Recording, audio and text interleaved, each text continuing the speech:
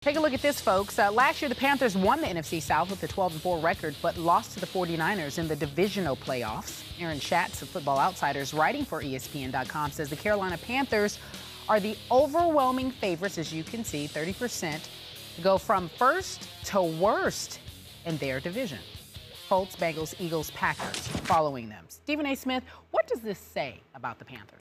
Well, I think what it says about the Panthers is that everybody recognizes some of the problems that they have. Their offensive line is iffy. You got this kid Gross who retired. You've got this kid Byron Bell who's being moved from right tackle to left tackle. There's some questions on the offensive line, which obviously it gets attached to the ability to protect Cam Newton. That's point number one. Point number two, and the biggest point maybe of all, is that Steve Smith is gone. Veteran there for many, many years, leading receiver. He was released, and ultimately now he's a member of the Baltimore Ravens. You still got Greg Olsen as your tight end, but you've got this kid, Benjamin out of Florida State that they drafted. He's the only guy that's considered to have the potential to be the #1 receiver. Got good size on him, about 6'5", 240 pounds, but he's got good size on him, but that's a lot of pressure to put on a rookie. You got Jason Avant and Jericho Cotchery, who are both crafty veterans, but at the same time, how much are you to really expect from those guys? And so when I look at it from that perspective, they got a decent running game, but if you have a iffy offensive line, the running game is going to suffer. The protection of Cam Newton coming off of ankle surgery, left ankle surgery, you don't know what he's going to be able to do. They only want him to run like 8 to 10 times a game from what I've been told, but at the same time, he might find himself having to run more because he's running for his life because of their inability to protect him.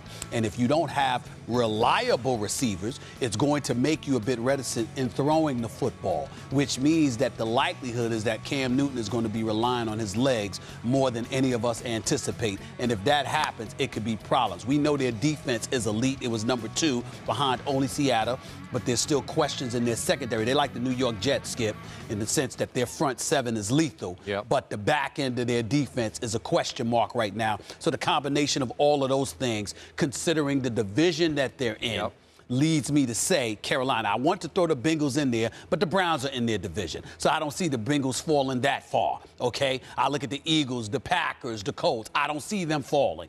But I do look at Carolina, and I say Atlanta, New Orleans, in the same division, could be rough for them. Could be. I'm still holding out because their defense is elite, but it could be. They are the prohibitive favorite to plummet. When I saw that the other night, I was like, why? Yeah. They did take a bunch of hits in their secondary. They lost Drayton Florence and Quentin Michael, Mike Mitchell, Captain Munnerlyn. They added Roman Harper. I'm not sure that's a huge upgrade. I don't think it is. It's good, but it's not a huge. Yeah, it's not much.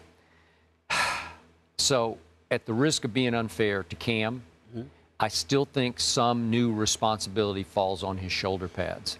He's going to have to take it up one more level to keep them from plummeting.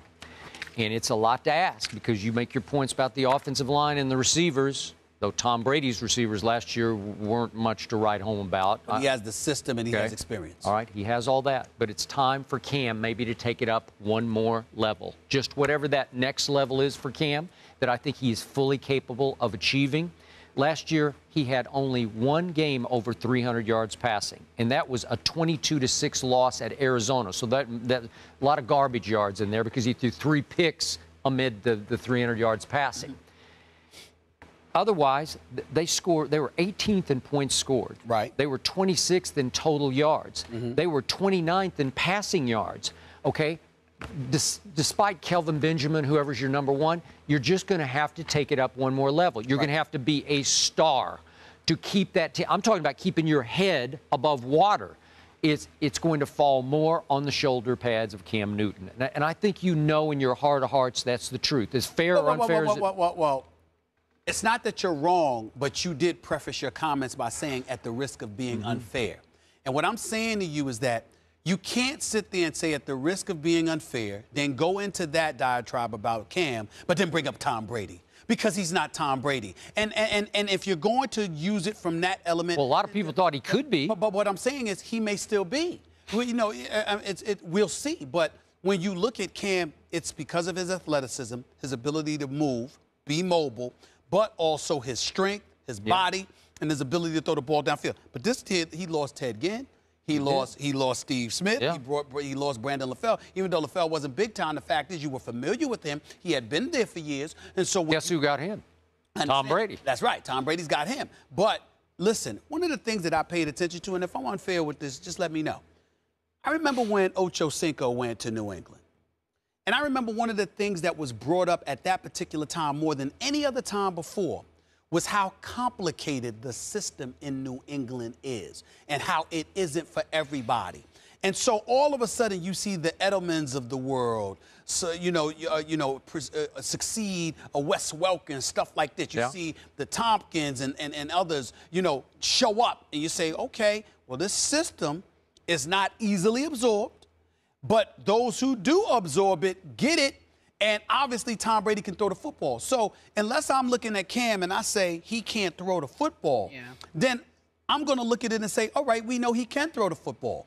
Now, what is Ron Rivera doing with the system? He's Riverboat Ron now. He's the chance. He's the gambler now. But before, he was too stoic. He was too rigid. He wasn't willing to be innovative enough. That was the knock against him until his job was on the line last year. So now I'm looking at Ron Rivera, and I'm like, okay, you showed up, and you deserve to keep your job. You did a hell of a job last year. But now what are you going to do? Because Cam Newton didn't ask for these losses. He's coming off of ankle surgery. Not only does he have to show that he's healthy, but you're going to take some of his primary weapons away from him. The only weapon that he has that he had last year basically was Greg Olsen. That's it. How you going to do that? Some Steve Smith. I mean, you get some pieces. I'm just saying, you got to show, you've got to give him the pieces and the system to work with.